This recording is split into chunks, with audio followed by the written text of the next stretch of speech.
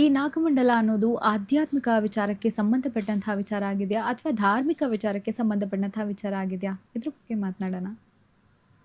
ನೋಡಿ, ನಮ್ಮ ಈ ನಾಗಮಂಡಲ ಅನ್ನುವಂಥದ್ದು ಆಧ್ಯಾತ್ಮಿಕವಾಗಿಯೂ ಹೌದು, ಆಚಾರವೂ ಹೌದು, ಎರಡೂ ಹೌದು.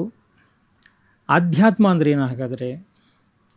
ಆಧ್ಯಾತ್ಮ ಧಾರ್ಮಿಕ ಕಾರ್ಯಕ್ರಮಗಳಲ್ಲಿ ಬರುವಂತಹ ಒಂದು ಕ್ರಿಯೆ ಅಷ್ಟೇ, ಅಥವಾ ಧಾರ್ಮಿಕ ಕಾರ್ಯಕ್ರಮಗಳಲ್ಲಿ ಆಧ್ಯಾತ್ಮ ಅನ್ನೋದು ಒಂದು ಭಾಗ. ಈ ನಾಗಮಂಡಲಗಳೆಲ್ಲ ಏನಿದೆ, ಈ ನಾಗಮಂಡಲಗಳು ವೈಚಾರಿಕವಾಗಿ, ಆಧ್ಯಾತ್ಮಿಕವಾಗಿ ಮತ್ತು ಸಾಮಾಜಿಕವಾಗಿ, ಕೌಟುಂಬಿಕವಾಗಿ ಎಲ್ಲದಕ್ಕೂ ಸಹ ಪರಿಗಣನೆಗೆ ಒಳಪಡುತ್ತೆ. ಎಲ್ಲದಕ್ಕೂ ಒಂದಕ್ಕೊಂದು ಸಂಬಂಧಗಳಿದೆ. ಯಾವುದು ಇಲ್ಲಿ ಮೌಢ್ಯವಾಗಿ ಯಾವುದನ್ನು ನಾಗಮಂಡಲಗಳ ಶಕ್ತಿಗಳನ್ನು ಮಾಡಿಲ್ಲ. ಎಲ್ಲವನ್ನೂ ಸಹ ವೈಜ್ಞಾನಿಕವಾಗಿ ಪೂರ್ವಜರು ಮಾಡಿಟ್ಟಿದ್ದಾರೆ. ಬೇಕಾದಷ್ಟು ವೈಜ್ಞಾನಿಕ ಕಾರಣಗಳು ಸಹ ಇದರಲ್ಲೆಲ್ಲ ಇದೆ.